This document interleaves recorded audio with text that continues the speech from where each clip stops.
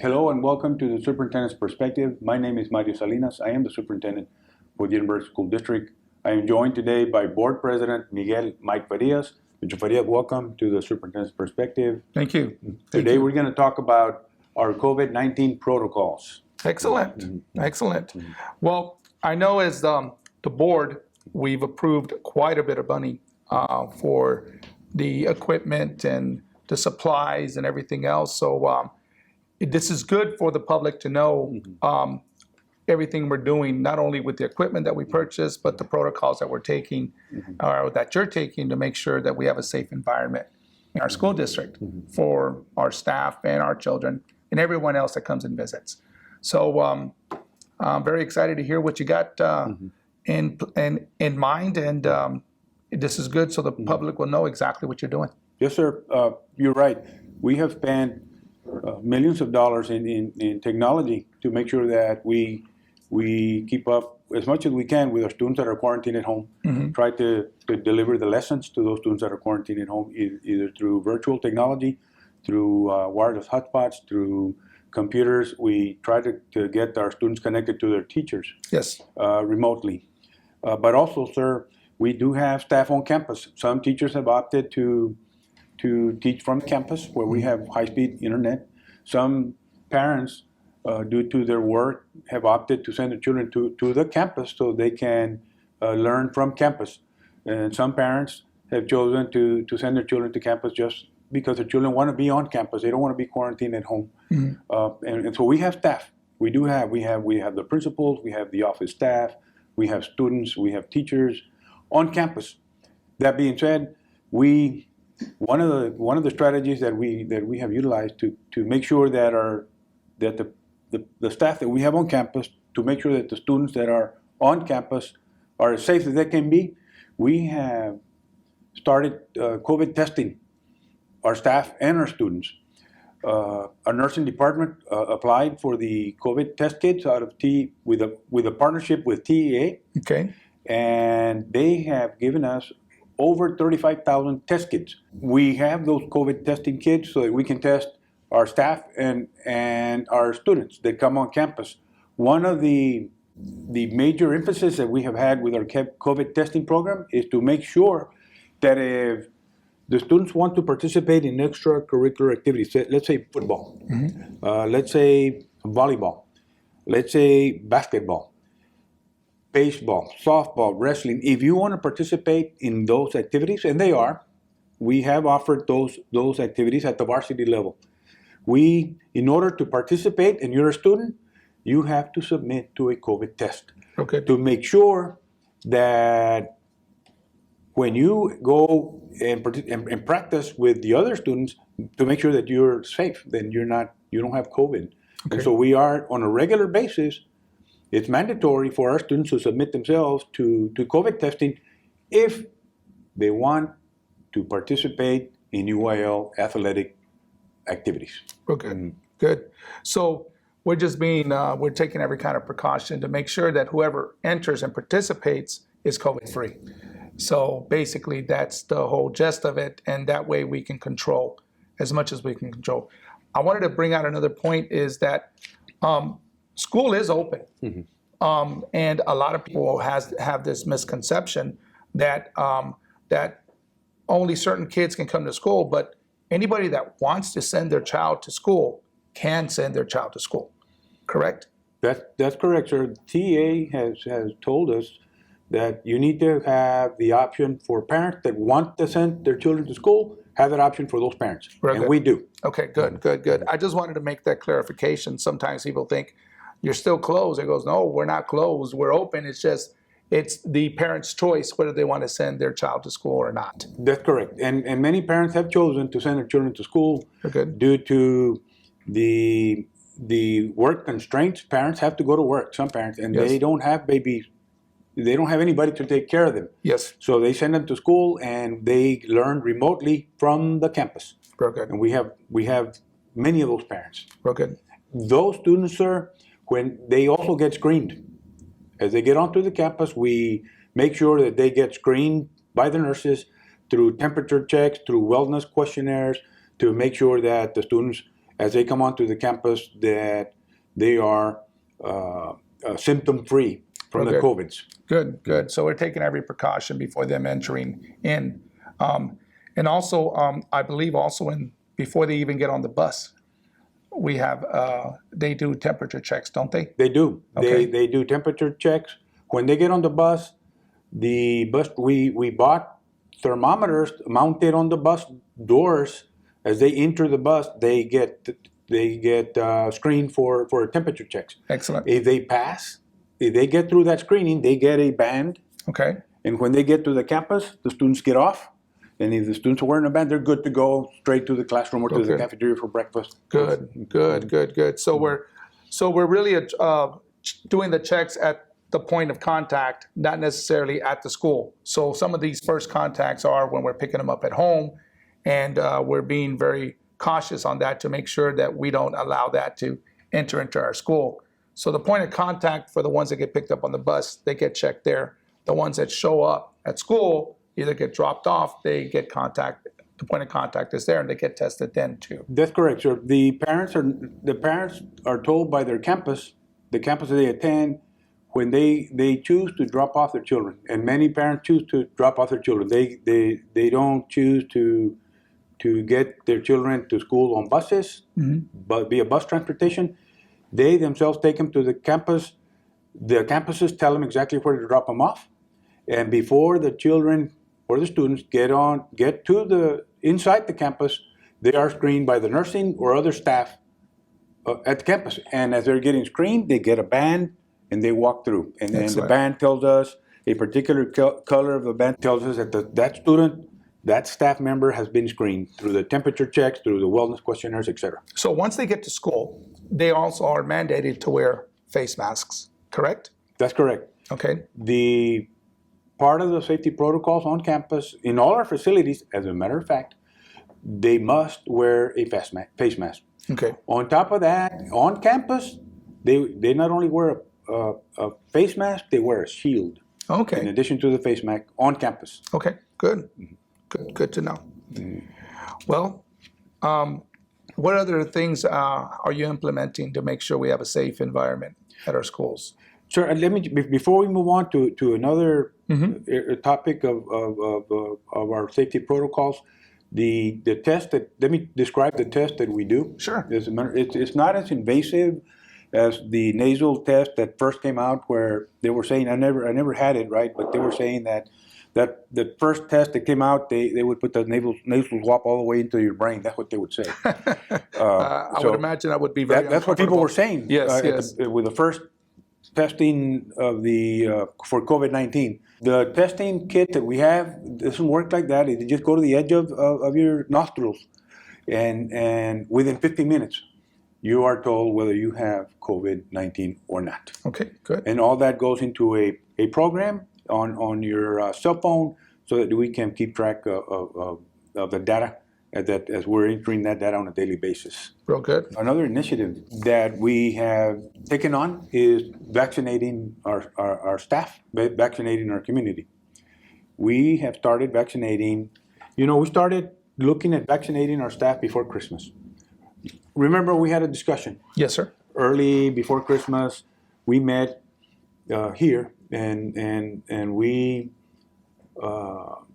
saw where the university was going to try to COVID test our community, and we said we're going to jump on that. Let's see if we can get all our staff alerted to that initiative by the UTRGV, and we alerted our staff that the university was vaccinating, and from there we took steps ourselves to try to let's not depend on the university. Let's depend on ourselves to try to vaccinate our staff. Yes. And so we partnered with DHR. We partnered with the County of Hidalgo, and we have started vaccinating. What we offered the County of Hidalgo, County Health Department. We have 50 nurses that are ready to help with the vaccination program. We have the facilities. Yes. To hold mass vaccinations. We have the associated parking that is required when you're going to vaccinate 1,000 or more community members, it requires facilities, large facilities, and we have gyms that can accommodate several thousand people. We have gyms. We have parking lots that can accommodate several thousand cars that are required. And more importantly, we have trained health professionals, nurses that are ready to help and trained. And then on top of that, we have a police force of more than 100 police officers that are ready to help us with the traffic, to pedestrian traffic, to vehicle traffic. So we are a large organization, ready to help. We have the manpower. Let us help you. And so the county agreed that we don't have the kind of staff you have. We don't have the health professionals that you have, the numbers. We don't have the police in the numbers that you have so that we can use for this effort.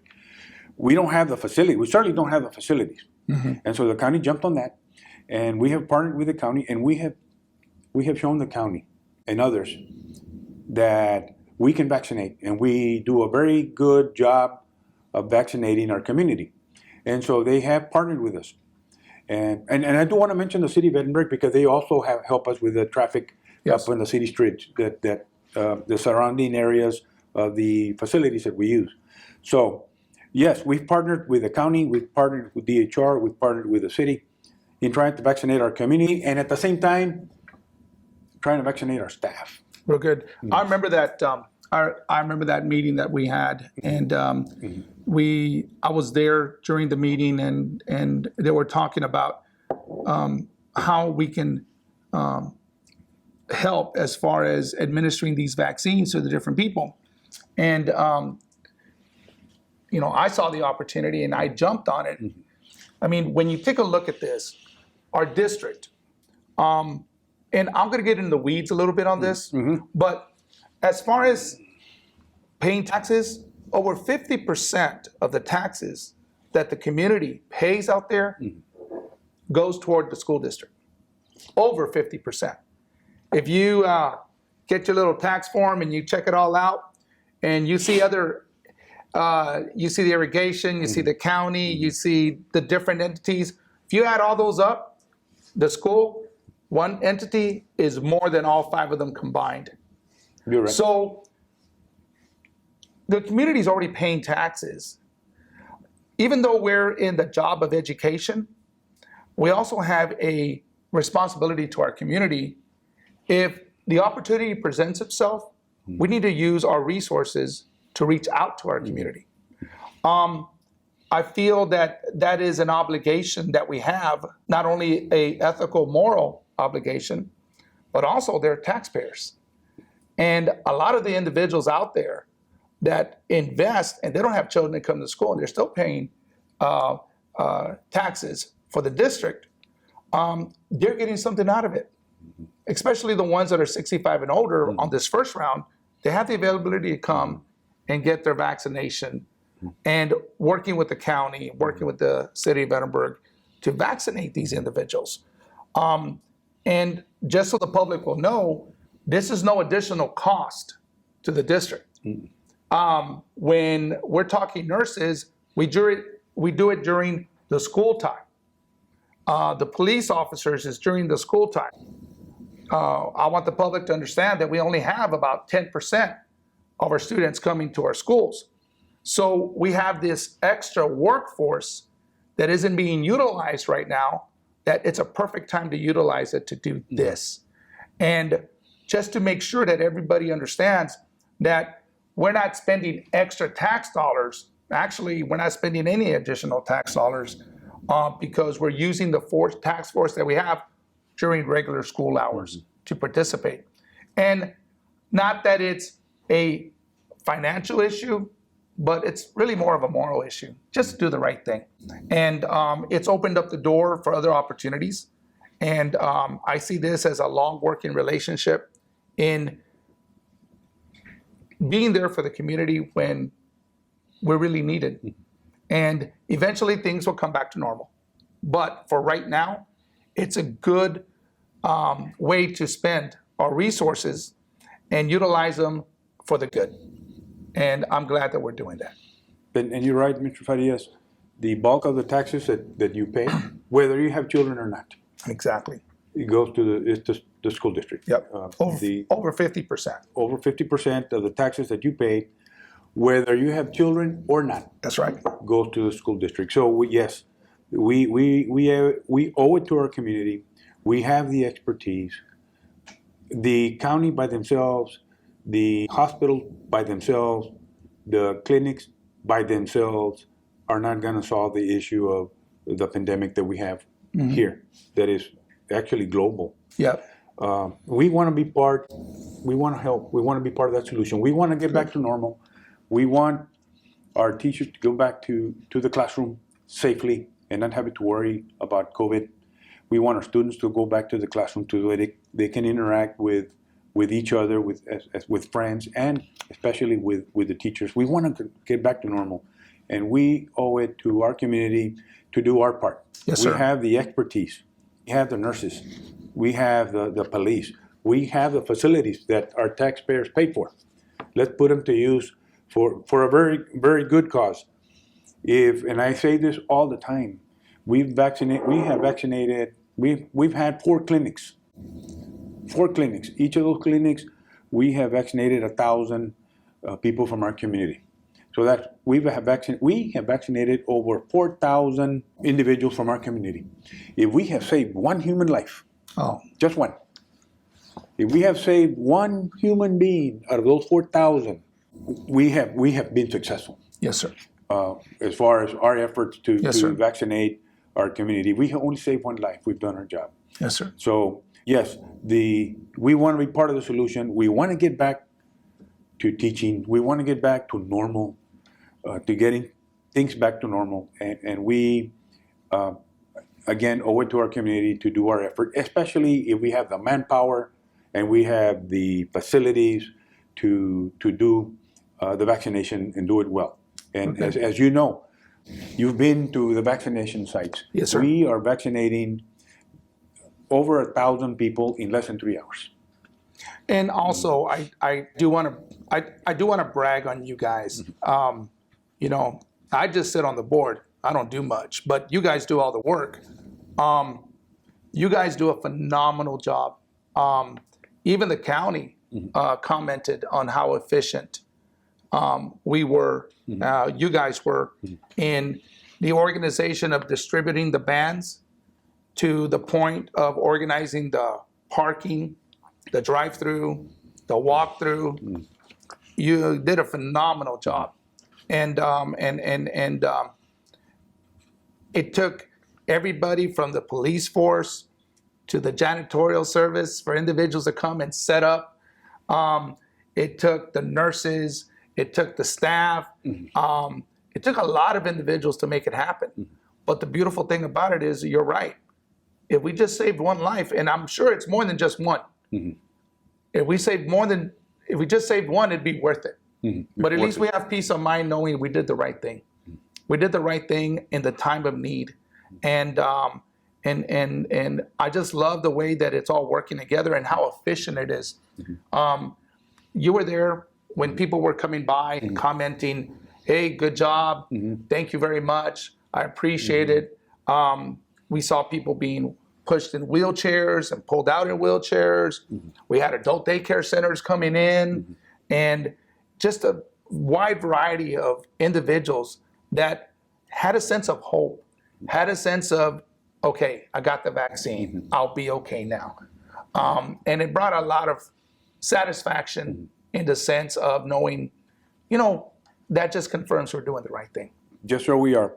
Most people that go to these vaccinations clinics that we've had, they're surprised how fast and efficient Yes. it is. They walk out and say, "Wow, you guys are super organized. It was super fast." Yes, Yes, it sir. is. According to the county head of health services, he told you and I that I haven't seen a more efficient operation as far as vaccinating masses.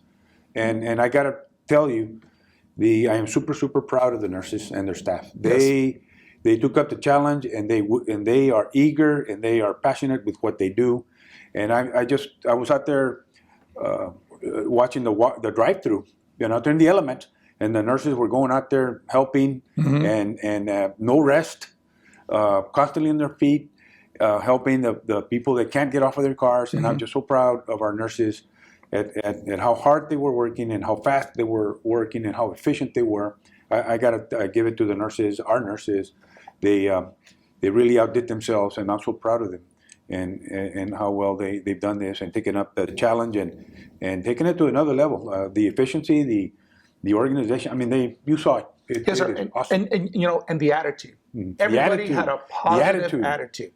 Everybody had a positive attitude, and I guess that's what made it so, for a lack of a better word, so friendly, so satisfying was the attitude of everybody. Everybody was there to serve.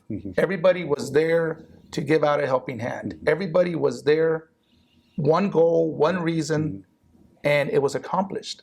And I just got to give it up to the ECISD and staff and everybody that participated to make it work. I mean, A-rate, positive attitude, and it was a very rewarding experience. And I'm sure we have many more coming down the future to go ahead and keep on serving at this capacity. Yes, sir. We do have more. And you're right. The attitude of the staff working there, the nurses, the custodial staff, the administrative staff, the attitude is very telltale. You can see the body language. You can see the interaction with the community, the interaction among themselves. Everybody's eager to help and to provide a service to our community, and it's very evident. The positive attitude in the clinic that we put out to vaccinate all these individuals from our community. Excellent. Anything else you'd like to add? Yes, sir. One thing very, very important. As a school district, the Edinburgh School District, we submitted an application to become a provider. Okay. For vaccines. We want to be able to we want to be able to receive the vaccine, store the vaccine, go distribute the vaccine to our community. We have been approved, and we're awaiting the vaccine. We're thinking that as soon as the vaccine supplies start ramping up, we're thinking that they're going to start sending those supplies to us, and we're going to prove to the Texas Department of Health that we can vaccinate, so they can start sending us more vaccine. As we speak today, there's about 4,000 employees with the school district that want to get vaccinated. Okay. Over 2,000 of those employees have been vaccinated with either 2 vaccines or 1. Okay. So we have over 60% of our staff that has at least 1 vaccine. That's great. We have most of our staff that have underlying medical conditions have been vaccinated with at least 1 vaccine.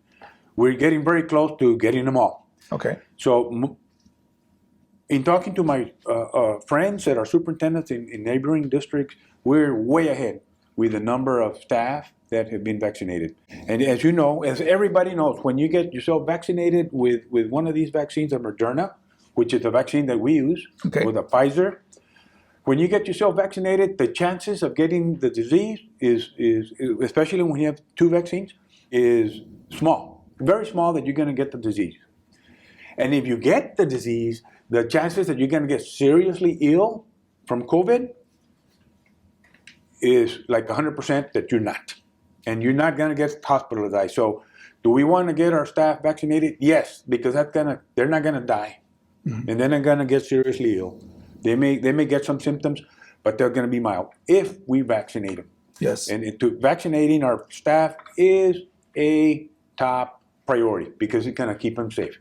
And they're saying, sir, and I've been some reading that the Centers for Disease Control are saying that in the spring, in the summer, they're going to try to vaccinate students all the way down to 9. Okay. And at that point, when we start vaccinating students, now we're talking about the end of the pandemic. Hopefully that comes sooner rather than later. Yes, sir. And, the school affects so many different levels in society. Number one, we have 33,000 students that we take care of. And the sooner we can get them back to school, the sooner we can get back to normality as far as day-to-day operations. No longer would you have to find a babysitter, or no longer would you have to drop them off with grandma and grandpa, or no longer will you have to stay home. And even though we're talking about 33,000 children, the effect of the individuals is more like 50 to 60,000 individuals that these 32,000 children are affecting. Yes, sir. It all trickles, and it all affects.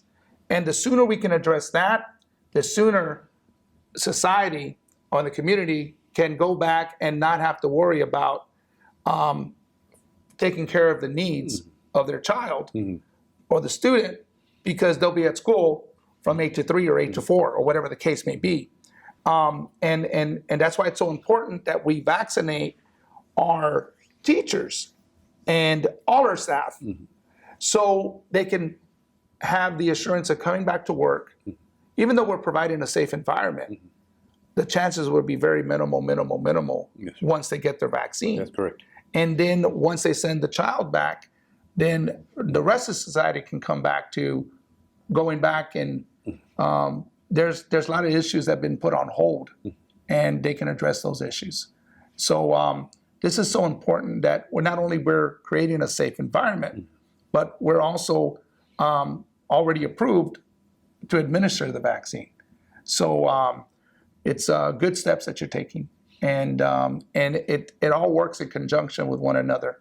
But the ultimate goal is to come back to some sense of normality, or with living day by day and keeping everybody safe. Absolutely, sir. The main goal of the vaccination program, the COVID testing program, is to bring normalcy back to Yes. our campuses, number one. Yes, and number two, do it safely. Yes, sir.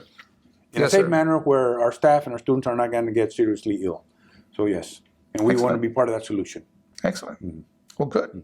Well, it sounds like you're going in the right direction, and I congratulate you and your staff for doing an excellent job. And we can see the light at the end of the tunnel, and looking for brighter days coming in our very near future. So that's just really good.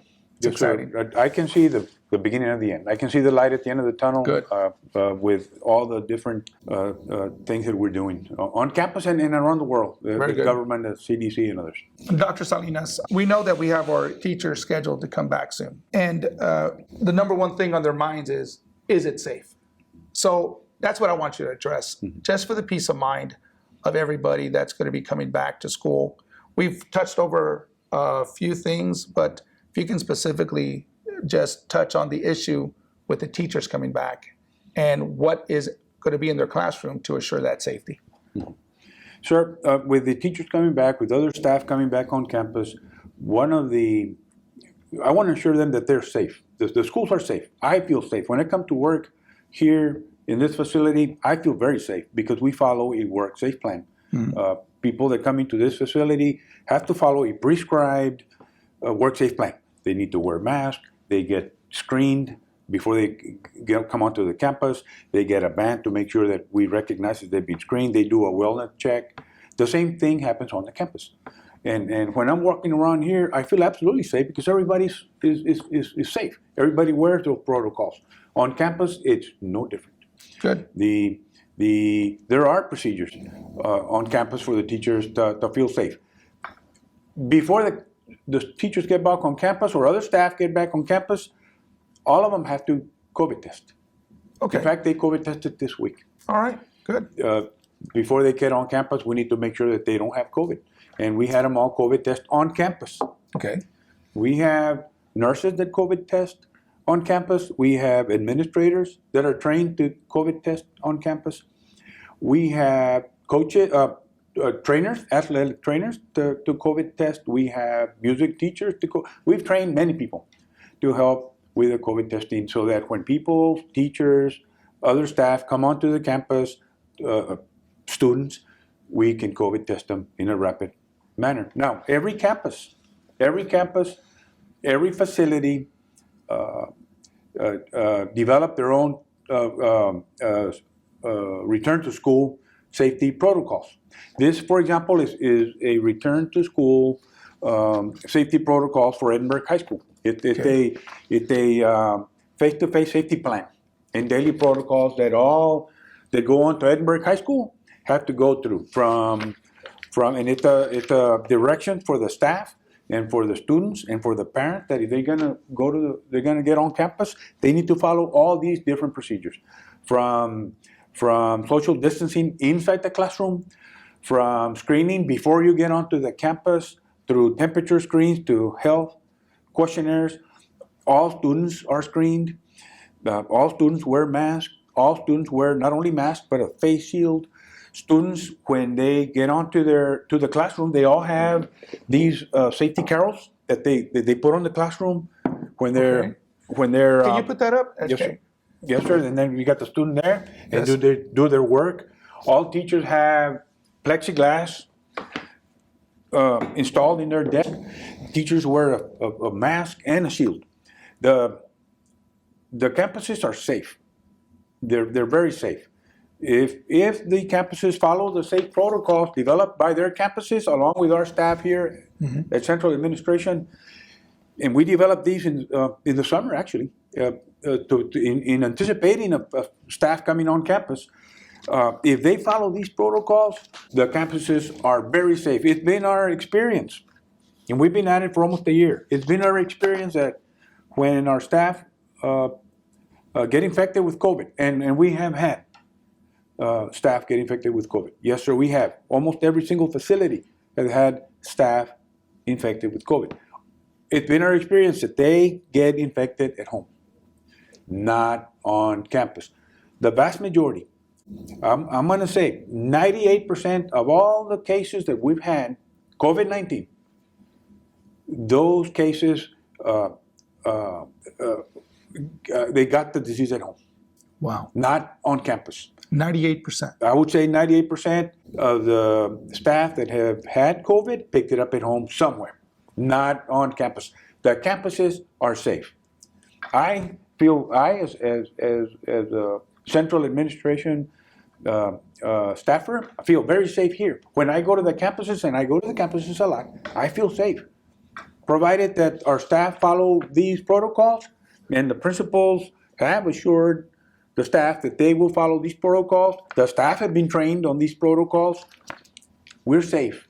We're very, very safe. And now where more than 50% of our staff has had at least one shot of the Moderna or Pfizer, I feel especially safe. Okay. I feel confident that when you go onto our campuses, students are going to be safe. The staff are going to be safe. Excellent. Well, that's good to know. That's good to know. And it takes a village to make all this happen. Zero tolerance when it comes to following these rules or any rules for the safety of our teachers and our staff and also our students. So that's very encouraging. Very encouraging. Anything else? Yes, sir. I'd like to say just one more thing. Sure. The teachers are coming to the campus. Some staff do have serious underlying medical conditions. They're fighting cancer, for example. They've had major surgery, for example, or other serious life-threatening disease. If those teachers or staff want to ask for an exemption to come onto campus due to their serious underlying medical condition, they can. They can contact our HR, Human Resources Department, and they will get them in contact with the appropriate employee that will take their case and study their case on a case-by-case basis to see if they're getting excused to be exempted from coming back onto campus because they have serious medical conditions. And we do have some. Good. So, and I'm glad you brought that up because we just want to assure everyone that not only are we trying to be safe, we're also trying to be compassionate and understanding to those individuals Yes, sir. that have a much, much higher risk of how the disease is going to affect them. And I'm glad you pointed that out. Anybody, not only our teachers, but anybody in the staff, you'll take that on a one-to-one case, and check it out to make sure that they keep safe. And I'm glad that we're being compassionate, and I'm glad that we're being sensitive because we're dealing with people's lives. So that's good. Thank Yes, sir. Yes, sir, we are. And if you're an employee for the school district and you have a serious medical condition, call our Human Resources Department and get a hold of them and tell them that you do want to ask for an exemption, and they will help you. They'll look at your case and make a determination. Real good. It's good to know. Any other updates or anything else? Yes, sir. Before we close, I do want to mention tomorrow, Saturday, we do have school for the students and as teachers. I want to remind those that there is school on Saturday. Okay. That's one. Number two, for those families out there, we do have curbside meals at all our facilities. If you want to go and get breakfast and lunch, we do have our campuses open on Saturday, tomorrow, so that you can go out there and pick up your breakfast and lunch at all our campuses, as we've been doing most of the summer and fall. Excellent. Thank you for joining us for the Superintendent's Perspective. Stay safe and stay healthy. Thank you. Thank you. Thank you, sir.